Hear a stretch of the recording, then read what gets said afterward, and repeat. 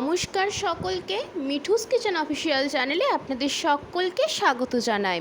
আশা করি আপনারা যেখান থেকে আমার এই ভিডিওটি দেখছেন আপনারা সকলে ভালো আছেন এবং সুস্থ আছেন। আজকে আপনাদের সাথে শেয়ার করে নেব পটল পোস্ত রেসিপি। পটল পোস্ত তো আমরা কম বেশি বাড়িতে প্রায়শই বানিয়ে থাকি। একদম অন্যরকমভাবে নিরামিষ পটল পোস্ত রেসিপি শেয়ার করে নেব। তার জন্য প্রথমেই কিন্তু আমি এখানে পটলগুলোকে কিছুটা পরিমাণ খোসা রেখে ঠিক এইভাবে লম্বাটে করে কেটে নিয়েছি। এইভাবে লম্বাটে করে কেটে নিলে পটলগুলো খুব তাড়াতাড়ি ভাজা হয়ে যায়, সেদ্ধও হয়ে যায় এবং দেখতেও বেশ ভালো লাগে।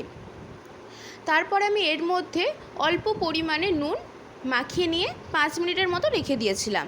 তারপরে যেহেতু পোস্ত সর্ষের তেল ছাড়া একদমই অসম্পূর্ণ, সেই জন্য পুরো রান্নাটা সর্ষের তেলের মধ্যেই করব। কড়াইয়ের মধ্যে বেশ খানিকটা পরিমাণ আমি সর্ষের তেল গরম করতে বসিয়ে দিয়েছি। তেলটা ধোঁয়া ওঠা পর্যন্ত কিন্তু আমাদেরকে গরম করে নিতে হবে। তারপরে গ্যাসের ফ্লেমটা লো টু মিডিয়ামে রেখে নুন মাখানো পটলগুলো এর মধ্যে আমি দিয়ে দিয়েছি। পটলগুলো দেওয়ার পরে আমি এখানে যেহেতু নুন আগে থেকেই মাখানো ছিল আর এই রান্নাটার মধ্যে কিন্তু হলুদ যাবে না, সেই ক্ষেত্রে আমি এখানে হলুদের ব্যবহার করছি না। এবং নুন যেহেতু আগে থাকতেই মাখানো ছিল সেই জন্য এই পর্যায়ে আমি আর নুন দিলাম না। ভালো করে একটু নাড়াচাড়া করে ঢাকা দিয়ে লো টু মিডিয়াম ফ্লেমে পটলটাকে সেদ্ধ হওয়ার জন্য আমি 20 মিনিটের মতো রেখেছিলাম। 20 মিনিট পর আপনাদেরকে ঢাকা খুলে দেখিয়ে দিচ্ছি। পটলটা কিন্তু অনেকটা পরিমাণে ভাজা হয়ে গিয়েছে, কিন্তু আমরা এর থেকেও বেশি পরিমাণে লালচে লালচে করে ভাজবো, যাতে করে পটল পোস্তটা খেতে ভালো লাগে। পটলগুলো একটু লালচে মুচমুচে কড়া করে ভাজলে কী হয়, পোস্তটা খেতে ভালো লাগে। অনেকেই রয়েছেন পটল খুব একটা মুচমুচে ভাজা পছন্দ করেন না, কিন্তু আমার পার্সোনালি পটল একটু লালচে করে ভাজা বেশি ভালো লাগে। তার জন্য এখানে আবারও ঢাকা দিয়ে আমি 20 মিনিট লো টু মিডিয়াম ফ্লেমে রান্না করে নিয়েছি। 20 মিনিট পর আপনাদেরকে ঢাকা খুলে দেখিয়ে দিচ্ছি যে পটলগুলো কিন্তু সুন্দর মতো আমাদের এখানে ভাজা হয়ে গিয়েছে লালচে লালচে করে। এর চাইতেও আমি একটু লালচে করে নেব। আরও আমি এখানে হাতে সময় নিয়ে 15 মিনিটের মতো পটলগুলোকে ভালো করে ভেজে নিয়েছিলাম। কালারটা হয়তো আপনারা আশা করি দেখে বুঝতেই পারছেন যে পটলটা সুন্দর মতো একদম মুচমুচে ভাজা হয়ে গিয়েছে। এর চাইতে বেশি ভাজবার প্রয়োজন নেই। আর পটল ভাজার সময় কিন্তু আমি অনেকটা পরিমাণেই বেশি পরিমাণে তেল দিয়েছি, যাতে করে পটল যেই তেলের মধ্যে ভাজছি সেই তেলের মধ্যেই পোস্তটা করে নিতে পারি। পুরো রান্নাটা তাহলে আমাদের ওই তেলের মধ্যে হয়ে যাবে। পটলগুলো যেহেতু এখানে সুন্দর করে লালচে লালচে করে ভাজা হয়ে গিয়েছে, ঠিক এই পর্যায়ে এখানে আমি পটলগুলোকে তেল ঝরিয়ে নিয়ে সুন্দর করে কিন্তু একটি পাত্রের মধ্যে তুলে একটা সাইডে রেখে দেব। বাকি রান্নাটা আমরা যেই তেলের মধ্যে পটল ভেজেছি সেই তেলের মধ্যে কিন্তু পুরো রান্নাটা করব, আর কিন্তু এক্সট্রা করে কোনো তেলের অ্যাড করব না, যেহেতু প্রথমে অনেকটা পরিমাণে আমি তেল দিয়েছিলাম সেই কারণে। এবার আমি পটল ভাজা তেলের মধ্যে দিয়ে দিচ্ছি বেশ খানিকটা পরিমাণ কালো জিরে। কালো জিরে ছাড়া কিন্তু যে কোনো নিরামিষ পোস্ত একদমই ভালো লাগে না, তাই বেশ খানিকটা পরিমাণ কালো জিরে আমি দিয়ে দিয়েছি ওই তেলের মধ্যে। এরপরে দিয়েছি 2টো চেরা কাঁচা লঙ্কা। ঝালটা যে যেমন খেতে পছন্দ করবেন সেই মতো এখানে কাঁচা লঙ্কাটা ব্যবহার করবেন। তারপরে খানিকক্ষণ নাড়াচাড়া করে কাঁচা লঙ্কা এবং কালো জিরেটা একটু ভাজা ভাজা করে নিয়েছি। একটা সুন্দর মিষ্টি গন্ধ বেরিয়ে আসলে এর মধ্যে দিয়েছি একটা ছোট সাইজের টুকরো করে রাখা টমেটো।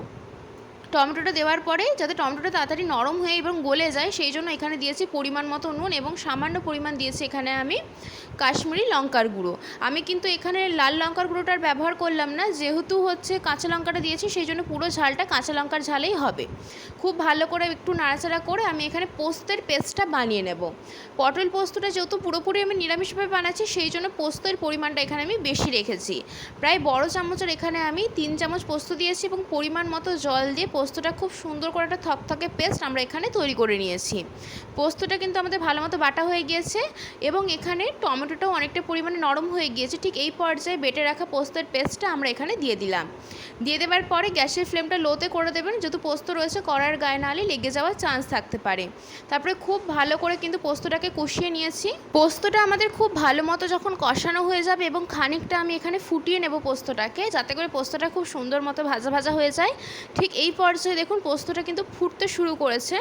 ঠিক এই পর্যায়ে আমি এখানে দিয়ে দিচ্ছি বেশ খানিকটা পরিমাণে আমরা যে পোস্তের পেস্টটা করেছিলাম সেই পোস্তের পেস্টের মধ্যে যে মিক্সিং জারের মধ্যে করেছিলাম তার জার ধোয়া জলটা আমি এর মধ্যে দিয়ে দিয়েছি। সামান্য পরিমাণ জল দিয়েছি, একদম গা মাখা মাখা হবে, বেশি জল দেওয়ার প্রয়োজন নেই। তারপরে খানিকক্ষণ নাড়াচাড়া করে আমি এখানে ভালো করে একটু ফুটিয়ে নেব। বেশি জল দিতে হবে না, যেহেতু পটলগুলো দেওয়ার পরে এখানে পটলটা কিন্তু অনেকটা পরিমাণে জলটা টেনে নেবে, সেই জন্য পরবর্তীতে আমি আরেকটু অল্প পরিমাণ জল দিয়েছি। তারপরে ভেজে রাখা পটলগুলো দিয়ে খানিকক্ষণ নাড়াচাড়া করে ফুটিয়ে নিলে কিন্তু নিরামিষ পটল পোস্ত আমাদের একদম রেডি হয়ে যাবে। আজকের রেসিপি আপনাদের কেমন লাগলো অতি অবশ্যই করে কমেন্ট করে জানাবেন। যদি ভালো লেগে থাকে তাহলে অবশ্যই করে আমার চ্যানেলটিকে সাবস্ক্রাইব করে দেবেন, লাইক শেয়ার কমেন্ট করতে ভুলবেন না। আর যদি এইরকম নিত্য নতুন রেসিপি পেতে চান তাহলে অবশ্যই করে আমার চ্যানেলটিকে সাবস্ক্রাইব করে দিয়ে আমার চ্যানেলের পাশে থাকার অনুরোধ রইল।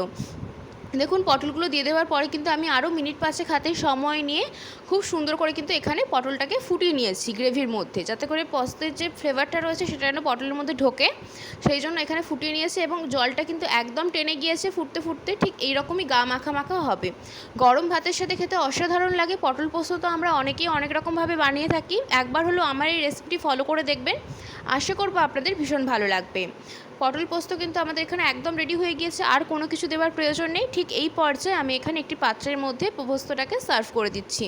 রেসিপিটি কেমন লাগলো তাহলে কমেন্ট করে জানাতে ভুলবেন না। আর এইভাবে পটল পোস্ত কোনোদিনও বানিয়েছেন কি না, যদি বানিয়ে থাকেন তাহলে কিন্তু আমাকে কমেন্ট করে জানাতে পারেন। আর আপনাদের এই রকম পটল পোস্ত কেমন লাগে খেতে সেটাও কিন্তু কমেন্ট করে জানাতে পারেন। দেখতে যত না লোভনীয় হয়েছে, খেতে কিন্তু ভীষণ লোভনীয় হয়েছিল। বাড়িতে অবশ্যই করে একবার বানাবেন।